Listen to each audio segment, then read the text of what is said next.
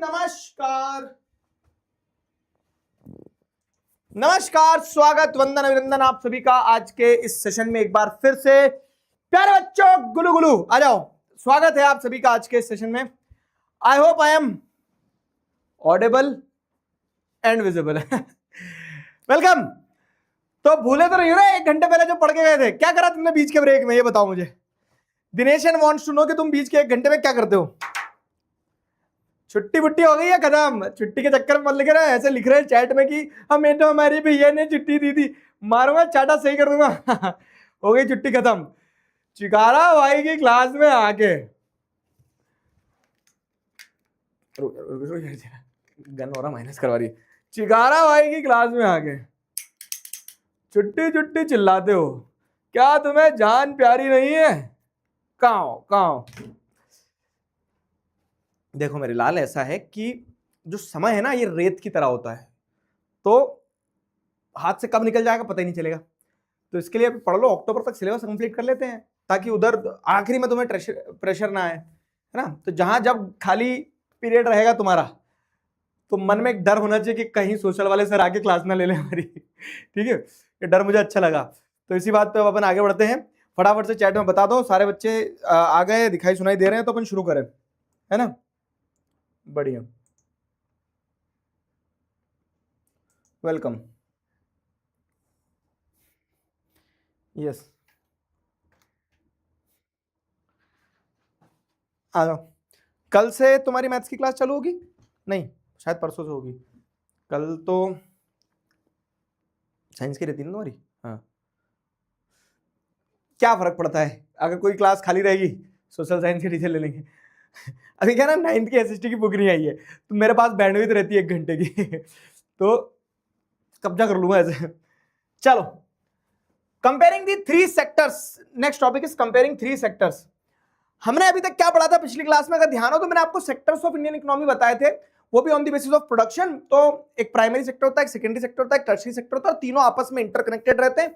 बहुत सारे एग्जांपल्स के थ्रू हमने समझा था। प्राइमरी नेचुरल रिसोर्सेज से डिपेंडेंट है, सेकेंडरी में वो नेचुरल रिसोर्सेज को यूज करके कुछ मैन्युफैक्चर किया जा रहा है, और टर्शियरी में सर्विसेज होती है। ठीक है, तो ऐसे primary, secondary, tertiary sector 3 sector होते हैं। ठीक, ये तीनों सेक्टर के बारे में मैंने आपको बता दिया था। अब अगला टॉपिक क्या है, देखो। ओए, अगला टॉपिक है कंपेयरिंग दी 3 सेक्टर्स। एक क्लास में 3 बच्चे हैं, बहुत अच्छी बात है। तीनों बच्चों की अपनी अपनी विशेषताएं हैं, बहुत अच्छी बात है। समस्या कहां शुरू होती ना, कि तीनों बच्चों में से अच्छा बच्चा कौन सा है। जब ये कंपैरिजन आ जाता है, वहीं से सारा मसला शुरू हो जाता है। तो वही यहां पे शुरू भी हुआ है कि चैप्टर जो है, अब चैप्टर में आप डीप डाइव करोगे, प्राइमरी, सेकेंडरी, टर्शियरी सेक्टर तो समझ लिया। अब मैं आपसे पूछता हूं कि कौन सा सेक्टर सबसे आगे है। तो आप सोचोगे कि कैसे सबसे आगे होगा। प्राइमरी में तो गेहूं प्रोड्यूस होते हैं, सेकेंडरी में तो कारें बनती है, टर्शियरी में तो कारें चलती हैं, ट्रांसपोर्टेशन होता है। कंपेयर कैसे करोगे, है ना। तो वही अब आपको यहां देखना है कि कंपेयरिंग दी 3 सेक्टर्स, इस टॉपिक में उसी के बारे में बताया गया। आगे अपनी गाड़ी वहां से बढ़ने वाली है। समझ में आया तो give me thumbs up. Clear हुआ? समझ में आया तो गिव मी थम्स अप फटाफट से, जल्दी बताओ। क्लियर है? अरे पिकाचू अभी नहीं आया, पिकाचू शोभित भैया के साथ घूमने गया है बस। पिकाचू लगे हुए हैं। क्लियर हुआ? हाँ, ये जो तुम लिख रहे हो ना कि प्राइमरी आगे है, सेकेंडरी आगे है, टर्शियरी आगे है, तो सबसे पहले आप ये तो समझो कि आप किस आधार पर, किस बेसिस पर कंपेयर कर रहे हो, और उसी हिसाब से हम देखेंगे फिर कि कौन सा आगे कौन सा पीछे। तो let us dive into that, है ना। आ जाओ, सब कुछ ठीक है। एक चीज बता दो तुम्हें मजेदार सी। अरे यार, कहां चले गया वो? एक पेन का साइन दिख रहा है क्या बोर्ड पे कहीं? ये रहा, दादी के मुंह में ही है। तो सब कुछ ठीक है, लेकिन just for a minute, NCERT भी आजकल जितना एजुकेशन सिस्टम की जो चीजें सब लपेटे में आ रही है। तुमने देखा अभी एनसीईआरटी ने एक वो 4500 साल पुरानी एक ब्रॉन्ज की स्टैच्यू थी डांसिंग गर्ल की, उसको सेंसर करने की कोशिश करी, उसको कपड़े पहना दिए। क्यों भाई? जैसे एक सिंपल चीज मैं तुम्हें बताता हूं कि एक बच्चा पैदा होता है तो उस बच्चे को कैसे पता चलता है उसकी आइडेंटिटी के बारे में, उसको सेक्स एजुकेशन भी तो जरूरी है। तो वो बॉडी पार्ट्स नग्नता नहीं दर्शाते थे, वो तो नेचुरल है सोसाइटी में। एंड टैबू चीजें तब बनती है ना जब हम उसको छुपाते हैं। जो चीजें डिस्कस करने की उसको डिस्कस करो। This is how we create awareness and this is how we क्या बोल सकते हैं ना कि एजुकेट दी सोसाइटी। अब आप एक मतलब तुम समझो, एक मिनट के लिए समझना, 4500 साल से जो चीज सर्वाइव करते आ रही थी उसको एनसीईआरटी ने छुपा दिया। छुपा दिया इन द सेंस कि वो इतिहास जो होता है ना जैसा है वैसा दिखाया जाना चाहिए। हिस्ट्री के साथ डिस्टॉर्शन जो होता है इट इज अ क्राइम, वही चीज है। तो I don't know where we are heading as a society considering our education. तो इस समय तो पता नहीं क्या चल रहा है।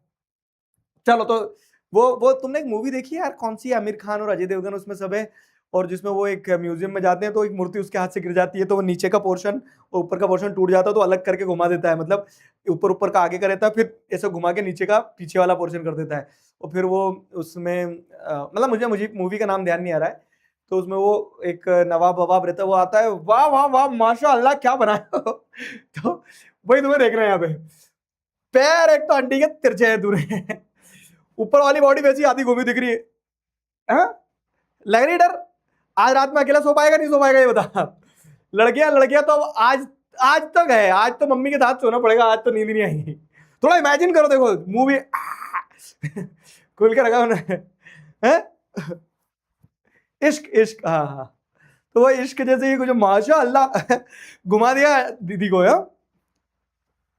सॉरी सॉरी, इधर ध्यान दे दे, तुम तो एक साल पढ़ के निकल जाओगे, मुझे हर साल मिलना है उनसे। चलो पैरी पोना, आ जाओ इधर। कंपेयरिंग द थ्री सेक्टर्स,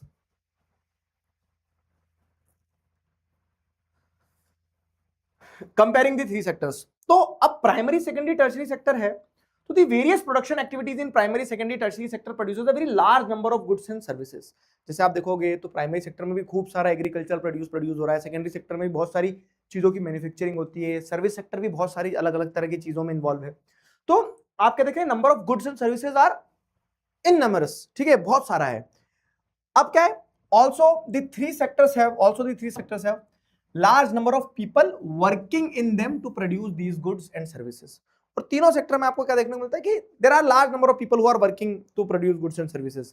तीनों सेक्टर्स में कई सारे लोग काम भी कर रहे हैं और कई सारे लोग क्या करते हैं, गुड्स एंड सर्विसेज प्रोड्यूस करने के लिए उस हिसाब से चीजें चला रहे हैं, ठीक है। The next step therefore is to see how much goods and services are produced and how many people work in each sector. तो अब अपने को ये देखना है, हमने तीनों सेक्टर समझ लिए, तीनों सेक्टर में क्या प्रोड्यूस होता है वो देख लिया है। अब हमें देखना है कि तीनों सेक्टर में कितने लोग काम कर रहे हैं, क्या काम कर रहे हैं, उस हिसाब से भी तो चीजें समझना है ना। प्राइमरी सेकेंडरी टर्शरी सेक्टर, तीनों सेक्टर में कितने लोग काम कर रहे हैं, क्या काम कर रहे हैं, कैसे काम कर रहे हैं। तो in an economy there could be one or more sector which are dominated in terms of total production and employment, ठीक है। तो आप अगर एक इकोनॉमी में देखोगे तो आपको ये देखने को मिलता है कि in an economy there could be one or more sectors जो डोमिनेटेड है इन टर्म्स ऑफ प्रोडक्शन, ठीक है, और employment, while other sectors are relatively small in size. तो एक सेक्टर में ज्यादा प्रोडक्शन हो सकता है, दूसरे सेक्टर में कम प्रोडक्शन हो, तो वो variability is going to be there, ठीक है। डिफरेंस जो है आपको देखने को मिल सकता है कि कहीं ज्यादा कहीं कम लोग इस टाइप से काम कर रहे होंगे, है ना। तो how do we count the various goods and services and know the total production in each sector. तो अब सबसे पहले यहीं से शुरू करते हैं कि जब आपको ये पता है कि कितने, आपको ये पता करना है कि कितने लोग काम कर रहे हैं, कहीं कोई सेक्टर आगे होगा कोई सेक्टर पीछे होगा, तो सबसे पहले आप ये बताओ कि कैसे आप वेरियस गुड्स एंड सर्विसेज जो है वो पता करोगे टोटल प्रोडक्शन में इन डिफरेंट सेक्टर्स में, है ना। समझ में आया, यहां तक क्वेश्चन समझ में आया। स्टेटमेंट क्या है, स्टेटमेंट ये है कि आपने तीनों सेक्टर देख लिए, अब आपको देखना है कि किस सेक्टर में कितने लोग काम कर रहे हैं और किस सेक्टर में कितना प्रोडक्शन हो रहा है। तो अब ये कैसे पता करोगे, ठीक है। How do we count the various goods and services. गेहूं के दाने काउंट करोगे क्या, 1 2 3 4, नहीं ना, गेहूं के दाने काउंट कैसे कर सकते हो। तो आप कैसे पता लगाओगे कि किस, जैसे एक एग्जांपल मैं तुम्हें बहुत सिंपल देता हूं, बुक में भी वो एग्जांपल है कि नारियल जो होते हैं ना, नारियल पानी हरा हरा गर्मियों में पीते हैं, तो नारियल आप गिन सकते हो कि हाँ 100 नारियल प्रोड्यूस हुए, लेकिन सेकेंडरी सेक्टर में एक ही कार प्रोड्यूस हुई, तो आप बोलोगे प्राइमरी सेक्टर जीत गया क्योंकि प्राइमरी सेक्टर में 100 नारियल प्रोड्यूस हुए, कार तो एक ही प्रोड्यूस हुई। लेकिन एक कार की वैल्यू 100 नारियल से ज्यादा हो सकती है ना, एक कार की वैल्यू 100 नारियल से ज्यादा होगी ना, ऑब्वियस है। तो आप सिर्फ नंबर्स पे रिलाई नहीं कर सकते हो क्या। ऐसा होता है ना कि गेहूं के दाने अगर है तो अगर गिनने बैठोगे तो गेहूं के दाने तो करोड़ों प्रोड्यूस हुए, लेकिन करोड़ों गेहूं के दाने के कंपैरिजन में सेकेंडरी सेक्टर में भले ही एक मोटरसाइकिल प्रोड्यूस हुई हो, तो वो एक मोटरसाइकिल की वैल्यू ज्यादा होगी भले ही नंबर्स में करोड़ गेहूं के दाने हो। तो आप कभी भी अगर आप जैसे देख रहे हैं कि how do we count various goods and services, तो आप एक्चुअल नंबर को नहीं लेते हो, यहां पे वही बताया गया है। तो with so many thousand of goods and services produce, you might think that this is impossible task. Not only would the task be enumerous, you might also wonder how can we add up cars and computers and nails and furniture. Comparison numbers में नहीं कर सकते ना। a car is not equal to a furniture, a nail, a खिल्ली is not equal to a ship. सब अलग अलग चीजें हैं, ठीक है, सब अलग अलग चीजें, तो it won't make sense। समझे मेरी बात, समझे मेरा बात बच्चे बात समझे कि नहीं। this won't make sense कि नहीं। आप अलग अलग चीजों को mayor on the basis of number, हाँ कि यहां 10 चीजें ये प्रोड्यूस हुई, यहां 12 चीजें प्रोड्यूस हुई तो जीत गए, ये एक चीज की वैल्यू यहां के 12 चीज से ज्यादा हो सकती है। तो यहां पे वही बताया गया, जैसे you are right in thinking so, to get around this problem economist suggested that the value of goods and services should be used rather than adding up the actual numbers. ये लाइन को फिर पढ़ो। Economist लोग जो हैं इसीलिए अलग अलग सेक्टर में क्या प्रोड्यूस हुआ, कितना प्रोड्यूस हुआ, इसको जानने के लिए नंबर ऑफ गुड्स का कभी इस्तेमाल नहीं करते हैं, वो वैल्यू ऑफ गुड्स का इस्तेमाल करते हैं। Economist suggest that the value of final goods and services should be used rather than adding up the actual number. Value of final goods and services should be used rather than adding up the actual numbers. समझे या नहीं समझे बताओ।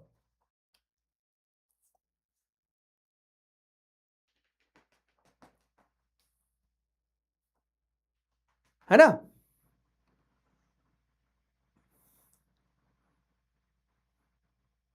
Good. Value of final goods and services use होना चाहिए rather than actual numbers. Value क्या system है, तो अगर मान लो प्राइमरी सेक्टर में 100 नारियल प्रोड्यूस हुए,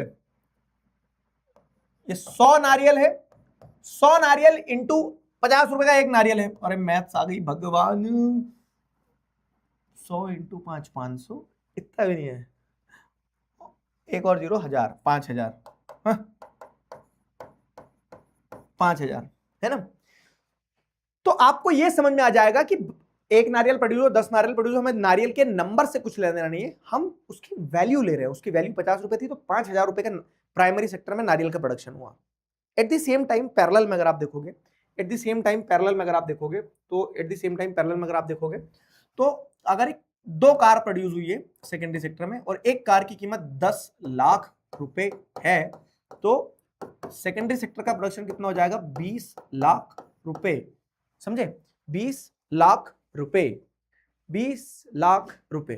तो अब आपको वैल्यू समझ में आई कि सेकेंडरी सेक्टर में कितना वैल्यू प्रोड्यूस हुआ और प्राइमरी सेक्टर में कितना प्रोड्यूस हुआ। एक्चुअल नंबर भले ही इधर कम दिखे इधर ज्यादा दिखे, तो इसीलिए इकोनॉमिस्ट क्या बोलते हैं कि comparing random things on the basis of number will not make sense, so therefore we are comparing the things on the basis of their value. ठीक है, तो value of goods and services should be used rather than adding up the actual numbers. For example, 1000 kg of wheat is sold at 20 rupees kg, the value of wheat will be 2 lakhs. The value of 5000 coconuts at 15 rupees per coconut will be 75,000. Similarly, the value of goods and services in 3 sectors are calculated and then added up. तो अगर मैं आपसे पूछूं कि primary sector में कितना production हुआ, तो जितना भी प्राइमरी गुड्स हैं, जितने भी एग्रीकल्चर और रिलेटेड एक्टिविटीज का प्रोडक्शन हुआ है, वो नारियल, गेहूं, मछली, दूध, ठीक है, ये सब आप इनटू देयर वैल्यू करेंगे। ठीक है, तो उससे आपको पता चल जाएगा, जब सबको ऐड कर दोगे तो आपको पता चल जाएगा कि प्राइमरी सेक्टर का कितना प्रोडक्शन हुआ। अब आ जाओ वापस टॉपिक पे। अगर तो अब अगर टॉपिक पे आए हम, क्या है टॉपिक, कंपेयरिंग दी 3 सेक्टर्स। तो समझ में आया ना, कैसे कंपेयर करोगे, कौन सा सेक्टर बड़ा है कौन सा सेक्टर छोटा है। तो what we will do, we will see the value produced in the primary sector, the value produced in the secondary sector, the value produced in the tertiary sector. और जब तीनों सेक्टर की वैल्यू जो produce हुई उसको add करोगे, तो add करने से आपको क्या मिल जाएगा कि उस सेक्टर में कितना प्रोडक्शन हुआ। समझे, टेल मी फास्ट, जल्दी बताओ, जल्दी बताओ।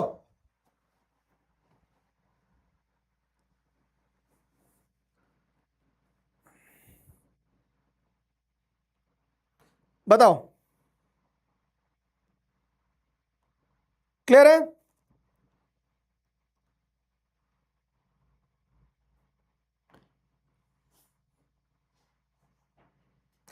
जल्दी बताओ,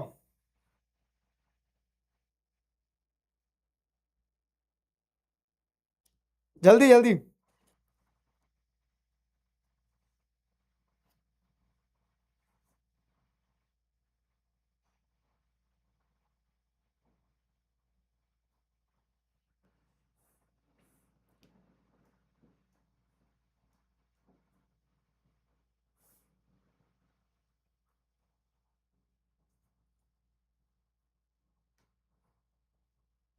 यस, घर जाने दो। अरे अभी कहां से?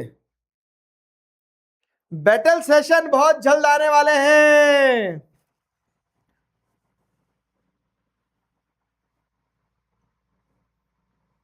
ओए, किसने बोला कि आज क्लास नहीं है? आज क्लास थी 5 बजे। जब 5 बजे होती है तो 8 बजे भी हो जाती है। Why not? Number of working people, again again again again, number of working people. तो जैसे आप देखें कि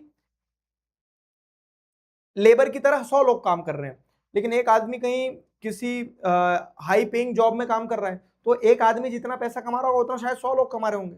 तो वही फैक्ट आ गया वापस कि number of people, number of working people is again a absurd thing. ठीक है, वो एक अलग चीज हो जाएगी फिर। समझे?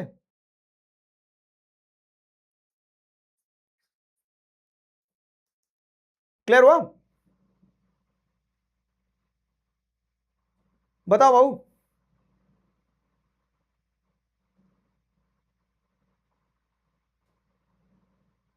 है ना? बैटल सेशन वो होते हैं जिसमें ना मैं साइंस और मैथ्स वाले टीचर को ऐसा पकड़ता हूँ, ऐसा ठूसा मारता हूँ, ऐसा ठूसा मारता हूँ, इतने में उनका काम खत्म हो जाता है। देखना तुम, अभी आने दो बैटल। तुम्हारे सीनियर से पूछ लेना, इतिहास गवाह है कैसे एक सोशल साइंस के टीचर ने मैथ्स के टीचर और साइंस के टीचर को पटक दिया था। पूछ लेना उन लोगों से क्लास में जाके कि बैटल में पिछली बार दिख रहा सर ने पटका था तो लगी तो नहीं थी जोर से। ऐसी बैटल होती है। हाँ, ठीक है, आ जाओ। ये क्लियर हुआ? तो अब देखो, लेकिन क्या है ना, when we are comparing the different sectors on the basis of goods produced, हम उनकी वैल्यू के बेसिस पर उनको कंपेयर करते हैं, तो हमें कुछ चीजें ध्यान रखना होती है। ठीक है, remember, remember there is one precaution, remember there is one precaution one has to take. Not every goods or services that is produced and sold needs to be counted. It makes sense only to include the final goods and services. इस शब्द को highlight कर लो, final goods and services को ही count किया जाता है। Final goods and services क्या है, क्यों इसे ही काउंट किया जाता है, मैं समझाता हूं। ठीक है, एक एग्जांपल दिया गया है, इस एग्जांपल को अपन अभी पढ़ लेते हैं, लेकिन मैं तुम्हें एक मजेदार एग्जांपल से समझाऊंगा। For instance, a farmer, there is a farmer who sell wheat to flour mills for rupees 20 per kg. The mill grinds the wheat and sells the flour to a biscuit company for 25 per kg. The biscuit company uses the flour and things such as sugar, oil to make the packets, 4 packets of biscuits. It sells the biscuits in the market to the consumer for rupees 80. ठीक है, 20 rupees per packet. So biscuits are final goods that reach the consumer. So we will calculate the production of primary sector या फिर production of the secondary sector on the basis of final goods and services की जो value है वो है 80 rupees. ये तुम्हें समझ नहीं आएगा। ठीक है, थोड़ा ऐसा लगता है कि पता नहीं क्या बोल दिया, तो मैं तुम्हें एक मजेदार दूसरा एग्जांपल समझाता हूं। दूसरा एग्जांपल समझाऊंगा तो ये अपने आप समझ में आ जाएगा। ठीक है, आ जाओ, दूसरा एग्जांपल मजेदार। किधर गया ऐड, कहां से होता है पेज, यहां से होता है। ठीक है, क्या बोला मैंने कि जब आप वैल्यू ऑफ गुड्स को ऐड करते हो उससे आपको पता चलता है कि किस सेक्टर में कितना प्रोडक्शन हो रहा है, किस सेक्टर का मतलब कौन सा सेक्टर कितना बड़ा है ना। तो यहां पे एक डायलेमा यह आया कि हम सिर्फ value of final goods and services को कैलकुलेट करते हैं, value of intermediate goods and services is not calculated या फिर नॉट इंक्लूडेड। ठीक है, value of final goods and services add की जाती है, इंक्लूड की जाती है, इंटरमीडिएट गुड्स एंड सर्विस नहीं की जाती है। इंटरमीडिएट क्या है, फाइनल गुड्स एंड सर्विस क्या है, ये मैं समझाता हूं।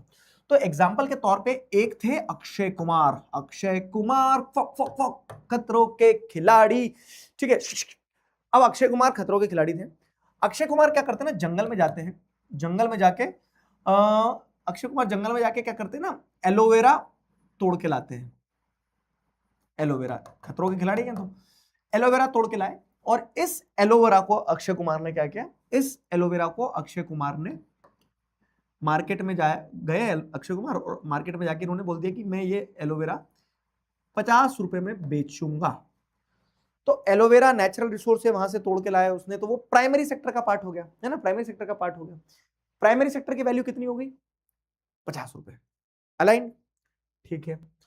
अक्षय कुमार ने जो एलोवेरा तोड़ के लाया ना, तो ही बाबा रामदेव ने क्या किया, बाबा रामदेव ने देखा एलोवेरा, इस एलोवेरा से बनाऊंगा एलोवेरा जेल, और एलोवेरा जेल लगा दूंगा लोगों को, और पैसा ही पैसा।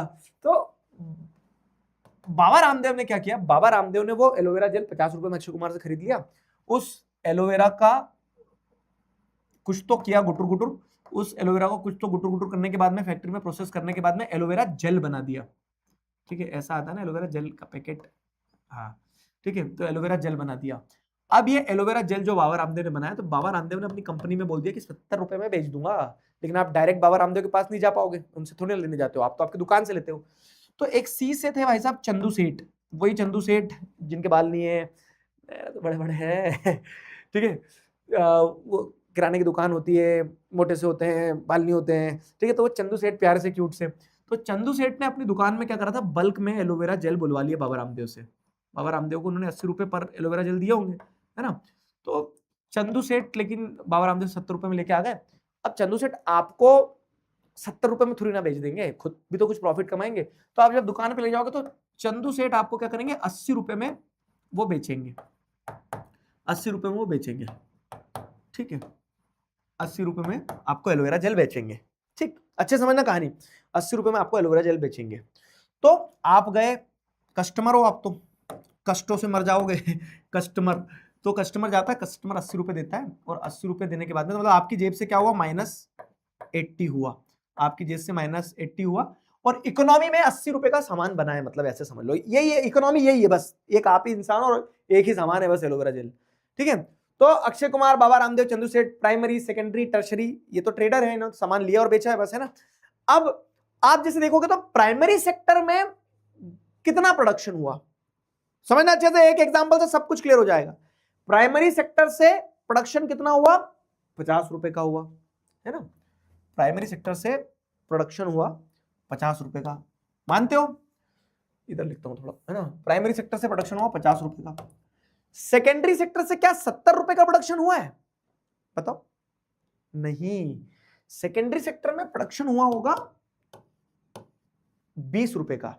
क्यों, क्योंकि ये जो 70 रुपए बाबा रामदेव के जेब में गए, तो बाबा रामदेव ने 70 पूरा अपने जेब में नहीं रखा होगा, उन्होंने 50 अक्षय कुमार को दिया होगा ना, क्योंकि रॉ मटेरियल तो उन्होंने उससे लिया था, फिर जो प्रोसेसिंग करके उनने कमाया वो 20 रुपए कमाया, तो ये 20 रुपए का सेकेंडरी सेक्टर का प्रोडक्शन है। और टर्शरी सेक्टर का प्रोडक्शन क्या रहा होगा, चंदू सेठ ने 80 रुपए तुमसे पूरे 80 लिए होंगे, लेकिन उसने बाबा रामदेव को दिए होंगे 70, और 70 में से 50 अक्षय कुमार के पास गया होगा, है ना। तो टर्शरी सेक्टर में प्रोडक्शन 10 ही रुपए का हुआ होगा, समझे मेरी बात, ठीक है। तो अब अगर हम देखें कि इकोनॉमी में आप बोलोगे कि नहीं, प्राइमरी का फाइनल गुड्स एंड सर्विसेज का प्रोडक्शन 50 का है, सेकेंडरी का जो है तो 70 का है, और टर्शरी का जो 80 का है, तो अगर सबको ऐसे जोड़ोगे तो कितना हो जाएगा, 7 7 14 1 15 15 5 20, क्या 200 रुपए आपने दिए थे, नहीं, आपने तो 80 दिए ना। तो आप हर एक गुड्स एंड सर्विसेज की वैल्यू ऐड नहीं करते हो, आप गुड्स एंड सर्विसेज सिर्फ फाइनल गुड्स एंड सर्विसेज की वैल्यू को कंसीडर करते हो। फाइनल गुड्स एंड सर्विसेज की वैल्यू क्या है, ये जो एट द एंड फाइनली जिसके लिए पैसा दिया जा रहा है। तो इकोनॉमी में टोटल प्रोडक्शन क्या रहा है, 50 20 70 10 80, तो टोटल प्रोडक्शन जो है फाइनल गुड्स एंड सर्विसेज का मैच हो रहा है ना।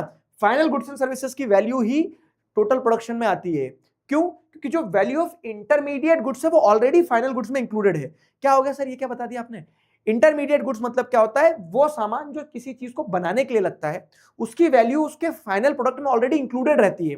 अब वो बिस्किट वाले एग्जांपल पे फिर आ जाओ, कैसे, आपको पता है कि एक इकोनॉमी में बिस्किट का पैकेट बनना है, तो उस बिस्किट को बनाने के लिए आटा लगेगा, तो आटे, अब ऐसा तो नहीं होता है बिस्किट लेने जाओगे तो बोलेंगे कि ला बिस्किट का पैकेट 20 रुपए का, तो इसमें से 10 रुपए तो आटे वाले को देना है मुझे, इसमें से 2 रुपए तक शक्कर वाले को देना, 3 रुपए तेल वाले को देना है, फिर 1 रुपया तो वो ट्रेडर का भी तो है। आप तो 20 रुपए बिस्किट के देते हो। अब उसके बाद में क्या होता है, सब्सिक्वेंटली जो जो रॉ मटेरियल लगा है उस रॉ मटेरियल का पैसा उस आदमी को अपने आप पहुंचता जाता है, चेन है पूरी एक प्रोडक्शन की। तो लेकिन आप ऐसा नहीं है कि शक्कर के पैसे, मतलब ये जैसे आप इसके पैसे 50 रुपए जोड़ोगे, इसके पैसे 70 रुपए जोड़ोगे, इसके पैसे 80 रुपए जोड़ोगे और बोलोगे 200 रुपए का प्रोडक्शन हो गया। इंटरमीडिएट गुड्स जो बनाने में लगते हैं उसकी वैल्यू ऑलरेडी फाइनल गुड्स की वैल्यू में होती है। समझ में आया? तो इसीलिए जब इकोनॉमी को कंपेयर करते हैं, इसीलिए जब हम इकोनॉमी को कंपेयर करते हैं तो हम फाइनल गुड्स एंड सर्विसेज के बेसिस पे कंपेयर करते हैं। आ जाओ पैराग्राफ पे वापस अपने। क्या? तो there is one precaution one has to take, not every good और services that is produced and sold need to be counted.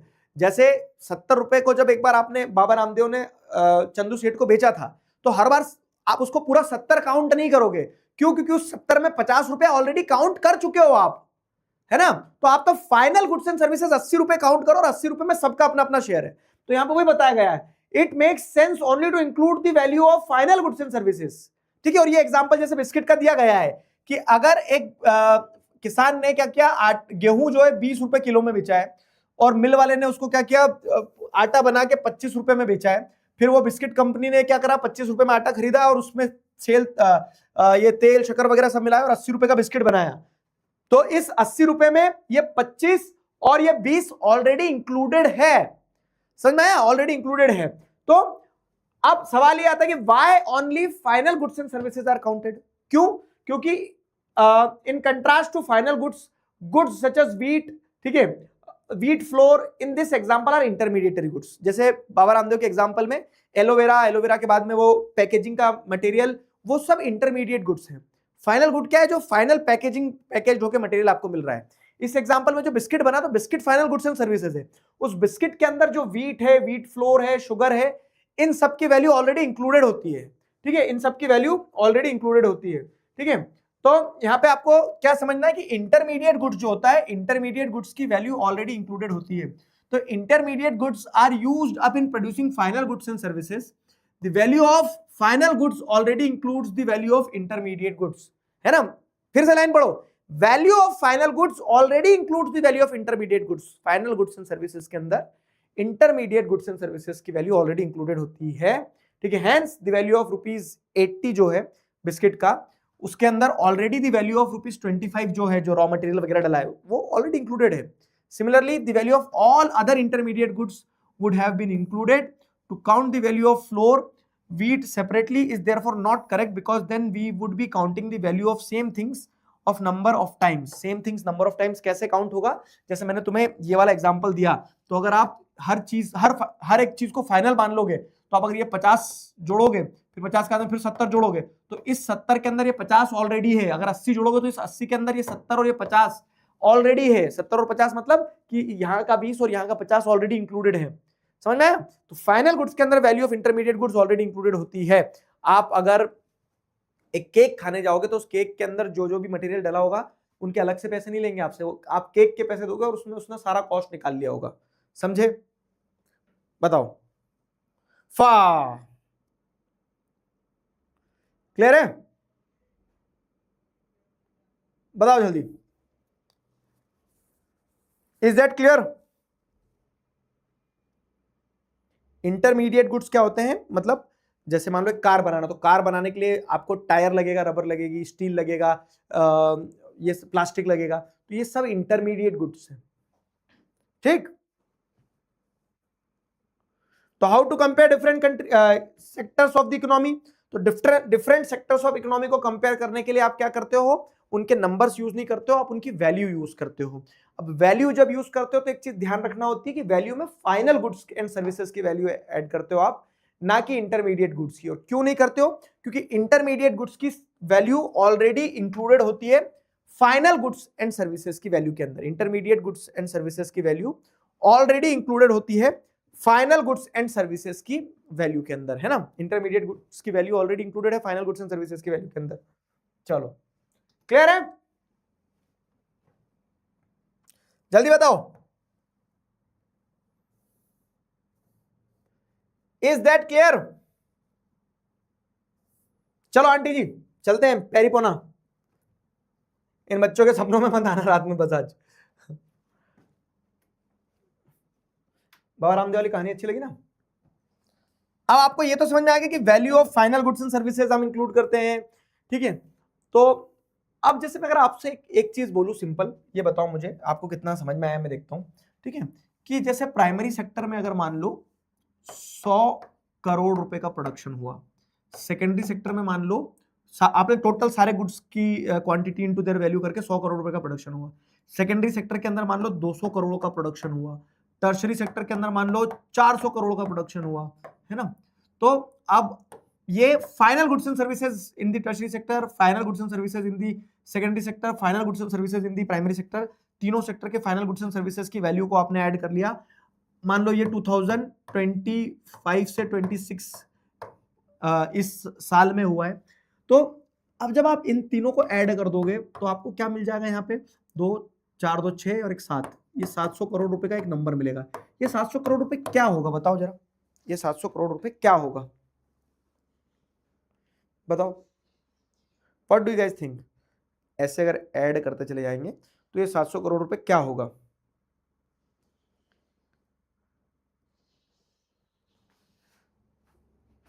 क्या लगता है आपको।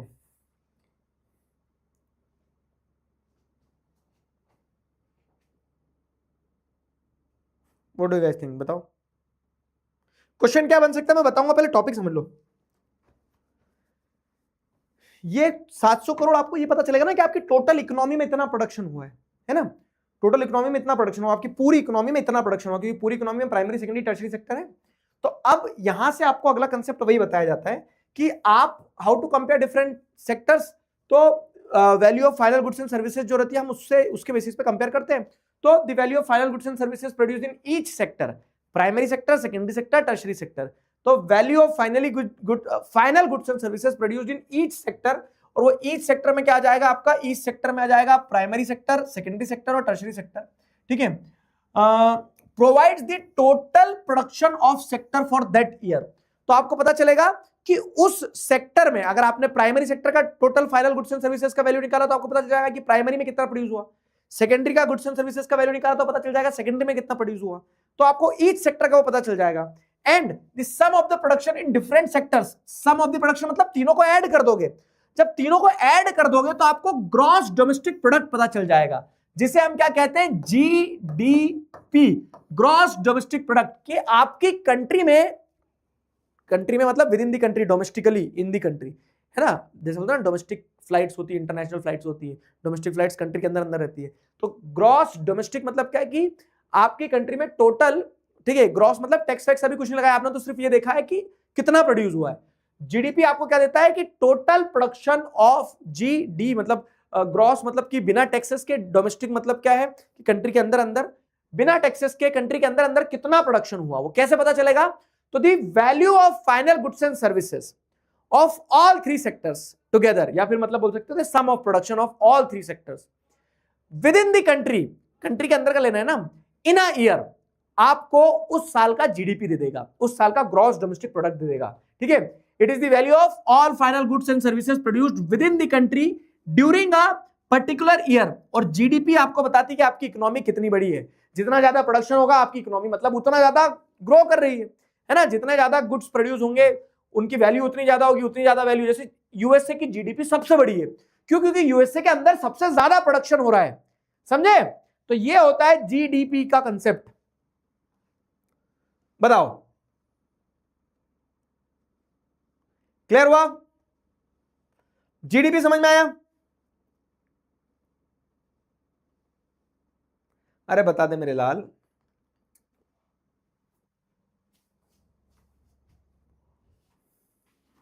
क्लियर हुआ। पानी पियो चलो इसी बात पे। हमारा जल पी लीजिए वाला स्टिकर कहां चले गया भाई, जल कैसे पिलाया हम बच्चों को। अरे यार किसी ने एक काम करा, ठीक है, मेरे स्टूडियो में, अब ये किसने काम किया एक बार पता करना पड़ेगा, ठीक है। मेरे स्टूडियो में सारे जो टॉयज थे, गन, ठीक है, मास्क, पू की बैट, अप्पू हाथी का भाई गप्पू हाथी सूरदास थे ना, ठीक है, तरह तरह की बंदूकें हैं इसमें, तरह तरह की बंदूकें। और इससे मिलेगी नहीं, ट्रक, ट्रांसफॉर्मर ट्रक, सब सब सब सब कुछ किसी ने क्या करा बहुत अच्छे से खुद भी, ठीक है। सब कुछ किसी ने इस डब्बे में डाल दिया है। ये बहुत अच्छा काम किया क्योंकि वो पूरे रूम में फैले हुए थे। और इसी बात पे क्या देख रहा है? क्या पढ़ने आया ना? देख रहा है मेरा हाथ? पढ़े रह जा रहा तेरे से। सारी चीजें देखने में लगा है। यहां तक समझ में आया? जीडीपी तक किसी ने बहुत अच्छे से पूरा एक बॉक्स में डाल दिया, उसको बहुत बढ़िया काम किया।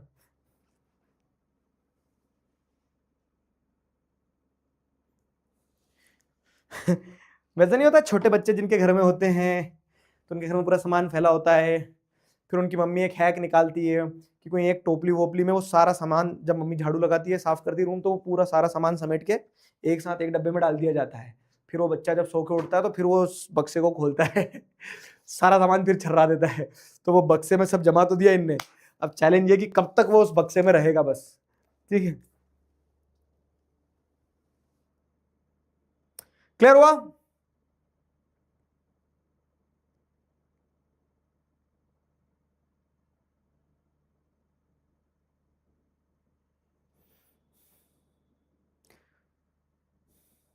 जीडीपी एक बार और समझा दो।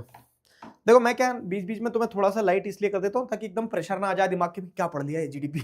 जीडीपी बहुत सिंपल चीज है। इकोनॉमी में जैसे आप आपने देखो ना कि first country in terms of GDP, second country in terms of GDP, we are the fourth largest GDP in term country in terms of GDP, ये वो। तो क्या है जीडीपी? जीडीपी सिंपल चीज है, डराने वाले शब्द है लेकिन है सिंपल ना, तो वही समझाया मैं तुम्हें, एक बार फिर समझाता हूं।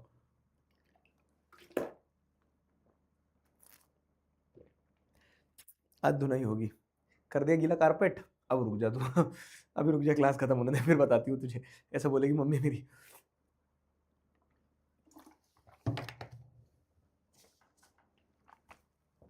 आ जाओ, हमने क्या क्या पढ़ा अभी समझना है? हमने क्या क्या पढ़ा? नमस्ते। तो हमने देखा कि how to compare different sectors. तो अलग अलग सेक्टर्स को आपको कंपेयर करने के लिए आपको उनकी नंबर ऑफ गुड्स से आप कंपेयर नहीं कर सकते, this will not make sense, क्योंकि कहीं कितने गुड्स प्रोड्यूस है, कहीं कितने गुड्स प्रोड्यूस हुए हैं। तो आप नंबर ऑफ गुड्स ना लेने की जगह आप क्या लेते हो? वैल्यू ऑफ गुड्स लेते हो, है ना? आप वैल्यू ऑफ गुड्स लेते हो। और वैल्यू कैसे निकलेगी? तो जो जितना पैसा है divided multiplied by the quantity, तो आपको उससे पता चलेगा कि प्राइमरी सेक्टर में कितना प्रोड्यूस हुआ, सेकेंडरी सेक्टर में कितना प्रोड्यूस हुआ। लेकिन एक प्रिकॉशन यहां लेना होता है कि आप वैल्यू ऑफ फाइनल गुड्स ही लो। क्यों? क्योंकि हमने पूरी कहानी से देखा कि फाइनल गुड्स की वैल्यू के अंदर जो इंटरमीडिएट गुड्स है उसकी वैल्यू ऑलरेडी होती है। और अगर आप इंटरमीडिएट गुड्स की वैल्यू को लोगे तो प्रॉब्लम ऑफ डबल काउंटिंग होगी, मतलब एक ही चीज को आप दो दो बार काउंट कर लोगे। तो इसीलिए आप फाइनल गुड्स एंड सर्विसेज की वैल्यू लो, क्योंकि value of intermediate goods is already included in the value of final goods. ठीक है, तो अब ऐसे ही जब आपको प्राइमरी सेक्टर की वैल्यू मिल जाती है, सेकेंडरी सेक्टर की वैल्यू मिल जाती है, टर्शियरी सेक्टर की वैल्यू मिल जाती है, तो तीनों सेक्टर्स के गुड्स की वैल्यू को जब आप ऐड कर देते हो, तो तीनों सेक्टर के गुड्स की वैल्यू को जब आप ऐड कर दोगे तो इससे आपको क्या मिलेगा? इससे आपको टोटल इकोनॉमी की वैल्यू मिल जाएगी ना। और उसी इकोनॉमी की वैल्यू को तो हम जीडीपी बोलते हैं। तो द वैल्यू ऑफ, देखो कीवर्ड्स याद रखना, value of final goods and services of all three sectors together, या फिर the sum of the value of all three sectors, primary secondary tertiary, in a year with in the country. With in the country एक साल में कितना value produce हो रहा है primary secondary tertiary sector का, वो आपको क्या देगा? वो आपको उस कंट्री का जीडीपी बता देगा। वो आपको उस कंट्री का जीडीपी बता देगा। समझ में है? वो आपको उस कंट्री का जीडीपी बता देगा। Clear clear clear? Tell me fast.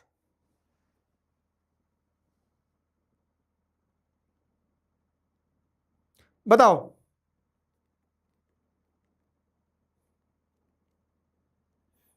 Clear हुआ?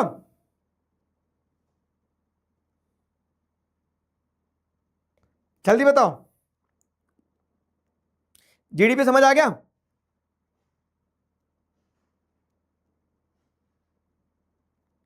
अरे बता दे लाला।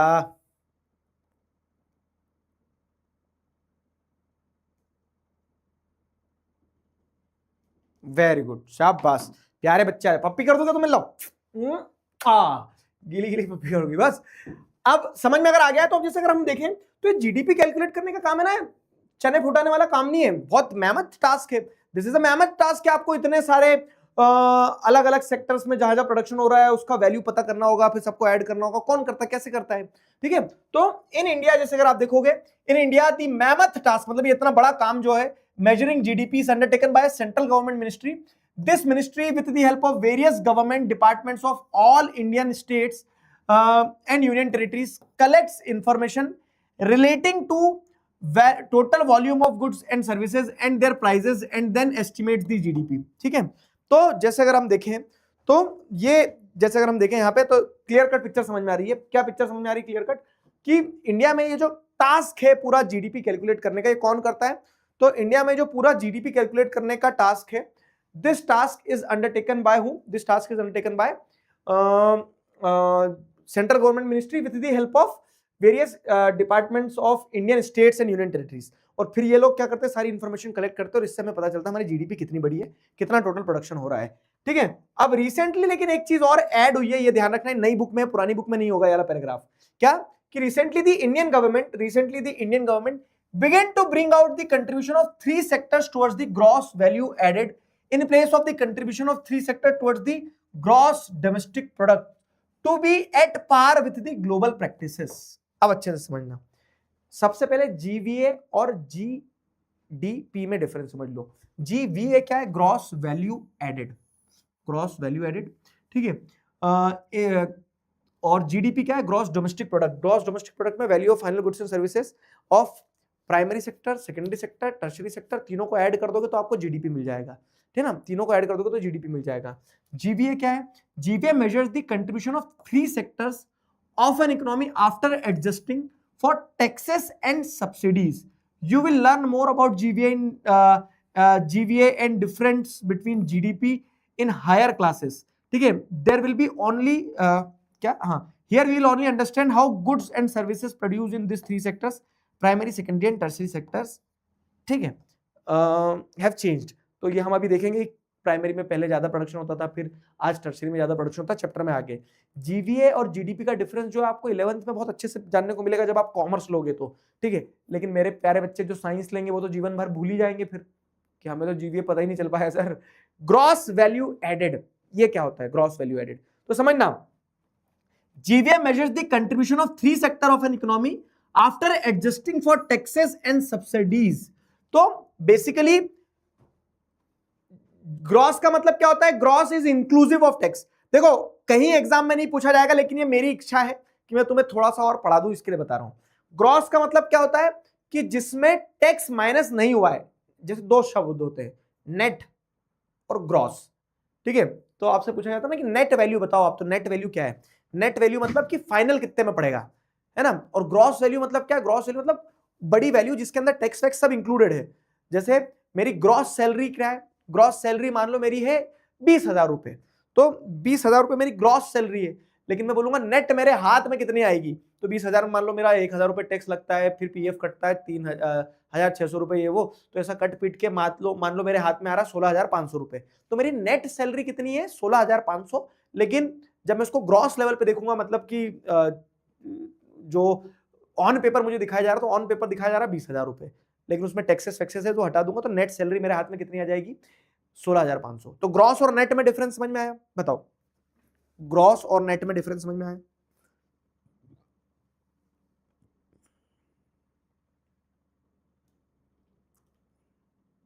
नेट सोन एरिया और ग्रॉस क्रॉप जैसा आपने बताया था.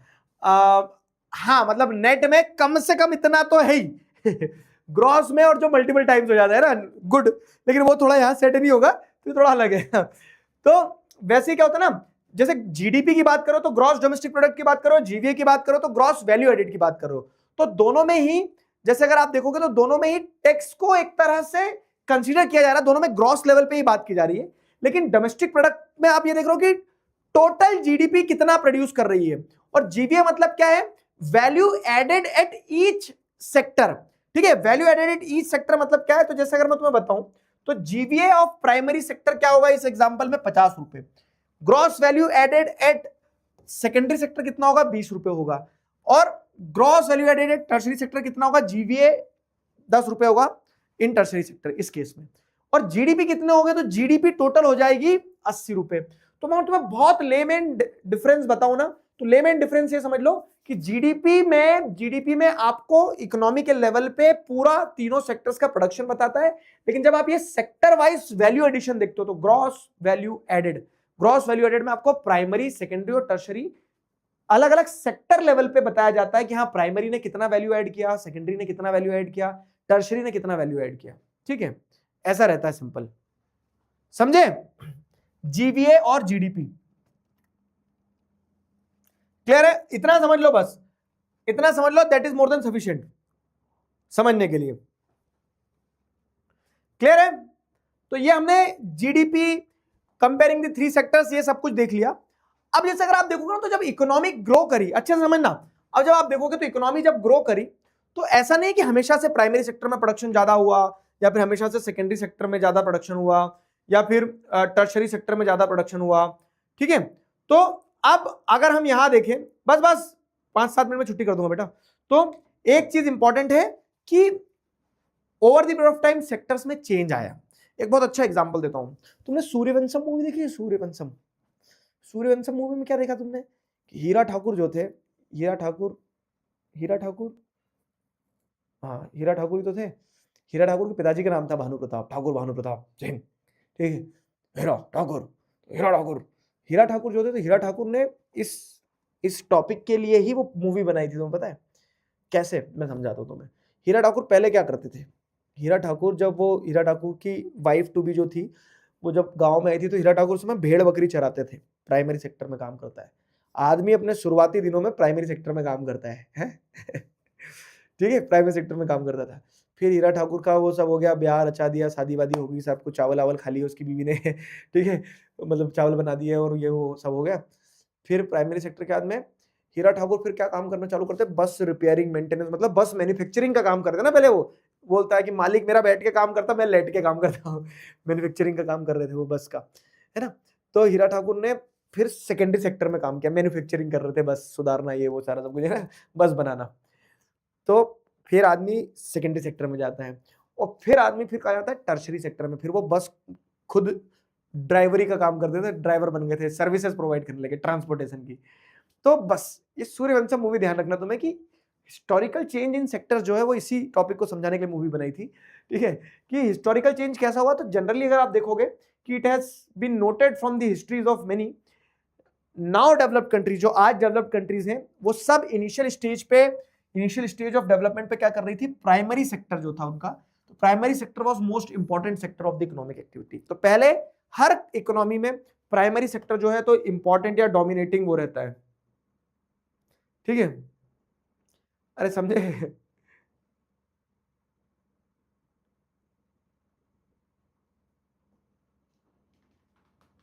समझ में आया? अब जाके मूवी देखनी पड़ेगी। पहले ये समझ लो, फिर मैं जीवीए जीडीपी कल एक बार और तुम्हें जीवीए जीडीपी ही समझा दूंगा कल फिर से। ठीक है,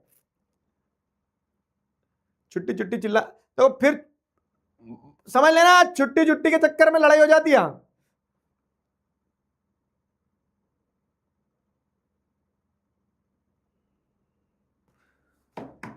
समझे? तो पहले हर सेक्टर में प्राइमरी सेक्टर ही डोमिनेट करता है, हर कंट्री में, हर इकोनॉमी में।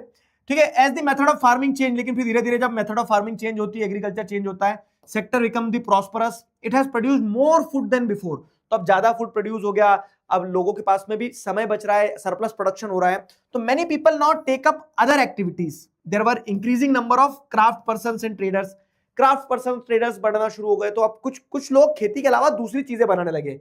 Buying and selling activities increase in many times, है ना।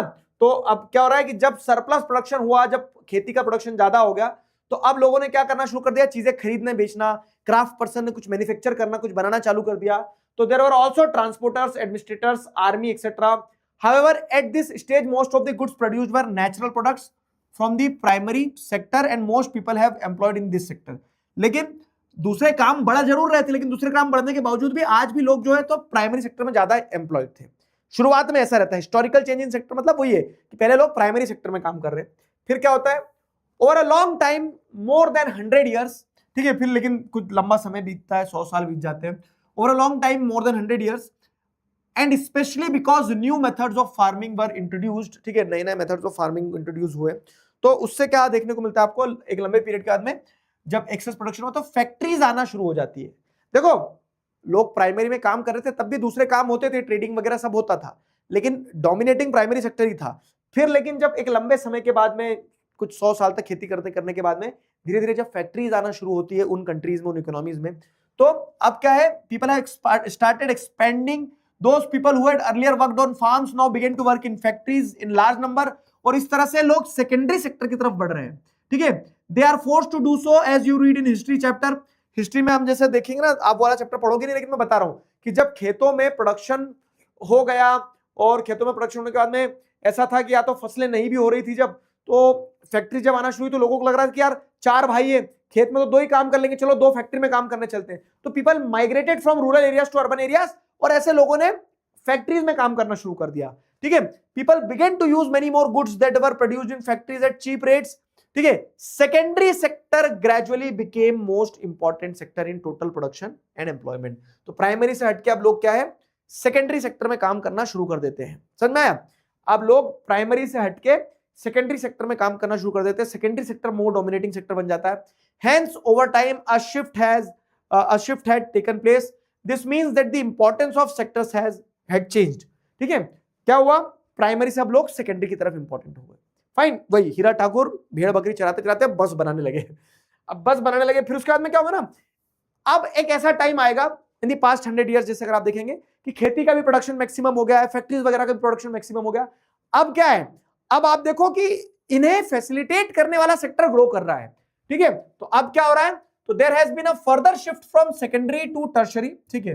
एक फर्दर शिफ्ट आपको देखने को मिल रहा है from secondary to tertiary sector in developed countries. This service sector has become the most important in terms of total production, ठीक है। तो एक फर्दर शिफ्ट आपको देखने को मिल रहा है जहां पे अब सर्विस सेक्टर पे ज्यादा फोकस किया जा रहा है। क्या हो रहा है, एक फर्दर शिफ्ट जो आपको देखने को मिल रहा है उसमें अब लोग ज्यादा से ज्यादा फोकस कर रहे हैं किस चीज पे, अब लोग ज्यादा से ज्यादा फोकस कर रहे हैं टर्शरी एक्टिविटीज पे, ठीक है। अब लोग ज्यादा से ज्यादा फोकस कर रहे हैं टर्शरी एक्टिविटीज पे। Most of the working people are also employed in the service sector. This is the general pattern observed in developed countries. एक डेवलप्ड कंट्री में आपको देखने को मिलता है कि पहले प्राइमरी सेक्टर डोमिनेट करता है, फिर सेकेंडरी, फिर टर्शरी, ठीक है। क्योंकि अब क्या ना, जब एग्रीकल्चर भी पीक कर गया, फैक्ट्रीज भी पीक कर गई, तो अब बस उनको फैसिलिटेट करवाने का काम है, ठीक है। तो what is the total production and employment in 3 sectors in India over the years? Have there been changes similar to the pattern observed for the developed countries? We shall see in the next section. देखो मैं एक बहुत मजेदार चीज बता रहा हूं, India में क्या पैटर्न रहा है वो अपन आगे आने वाली क्लास मतलब कल पढ़ेंगे, ठीक है। क्या सिमिलर पैटर्न इंडिया में भी हुआ कि पहले प्राइमरी फिर सेकेंडरी फिर टर्शरी?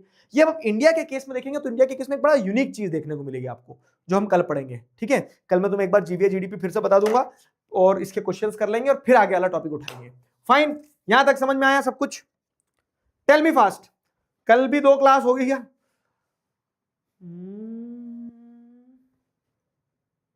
कल शायद नहीं होगी, और अगर आपकी कोई भी क्लास खाली रही, बंदा हाजिर है। समझ में आया यहां तक? बताओ, क्लियर है मेरे दोस्त?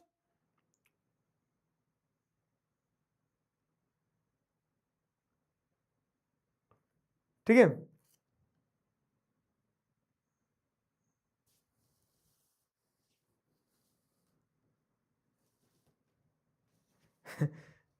सूर्यवंशम देखना ही पड़ेगी क्या? अबे नहीं, मैंने तो एक एग्जांपल से समझा था, जिन्हें देखी होगी they can relate.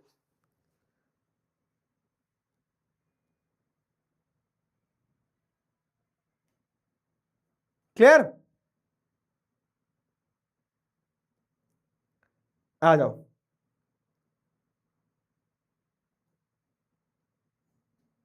Yes, you may leave, you may leave, the class is over, those who want to leave they may leave. Hindi और इंग्लिश और आईटी और संस्कृत के लेक्चर्स देख रहे हो, आपको रिकॉर्डेड मिल रहा है, देखते रहना है बस, ठीक है।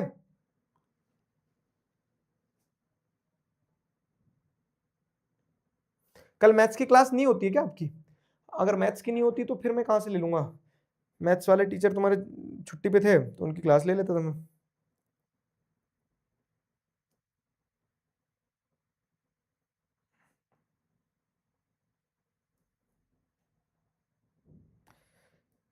₹370 वाले पे कुछ बोल दो, है क्या बोल दो? पॉइंट ये है कि बेतुकी बात है एकदम, उस पर डिस्कस करने से क्या सेंस बनेगा? कुछ डिस्कस सेंस बनेगा? नहीं बनेगा ना। और देखो होता क्या है ना, मैं तुम्हें एक चीज बताता हूँ कि कोई भी जब मुद्दा बनता है तो उस मुद्दे पे फिर सब पेट्रोलबाजी करते हैं। मतलब उसने गलत बोला, ऑब्वियसली वो तो बहुत ही गलत बोला है। मतलब मैं तुम्हें बता रहा हूँ कि कैसे एक एक व्यक्ति ने स्टेटमेंट दिया, वहां बैठे 4 लोग खीखी खीखी हंस रहे थे, और उसका इम्पैक्ट क्या हुआ? इसका इम्पैक्ट ये हुआ कि पूरे जैसे देखेंगे मर्द समाज को वो कर दिया गया कि लड़कों की तो मेंटेलिटी ऐसी होती है। तो मैं एक तुम्हें चीज क्लियर कर दूं कि there are people, there are men, ठीक है, ऐसे लड़के भी होते हैं जो दुआओं में ये मांगते हैं कि काश हमें एक बेटी का बाप बनने का सौभाग्य मिले, या फिर मेरे घर में एक बेटी का जन्म हो, है ना। तो मैं वही बोलना चाहूंगा कि dear girls, there are people who pray to be a father of daughter. लेकिन कुछ लोगों की गिरी हुई मानसिकता के चक्कर में ऐसा नहीं कि आप सबको ये टैग कर दो कि लड़के होते ही ऐसे हैं, मतलब आप जनरलाइज नहीं कर सकते हो। The same goes for girls also, कि आप किसी एक दो लड़की के इनडिफरेंट ओपिनियंस के चक्कर में आप सारे लड़कों को बदनाम नहीं कर सकते हो, लड़कियों को बदनाम नहीं कर सकते हो, है ना। तो अच्छे लोग भी है, बुरे लोग भी, अब ऐसी मानसिकता के लोग हैं तो उनका क्या कर सकते हैं, बताओ, वैसा है, ठीक है। चलो इसी बात पे अब आज के कार्यक्रम को समाप्त करते हैं।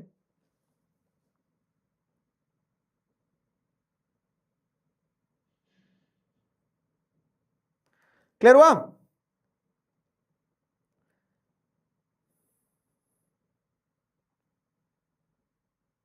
चलो चलो, कल मिलते हैं, तब तक अपना ध्यान रखो। बाल क्यों कटवा लो, भग जाए इधर। यहां तक का मैं आपको पीडीएफ दे दूंगा। Will see you all tomorrow, तब तक अपना ध्यान रखो, मुस्कुराते रहो। अभी के लिए साइन ऑफ करते हैं, signing off with this together we can we will. Thank you very much, bye bye, good night, love you all, take care, ठीक है, गुलू गुलू।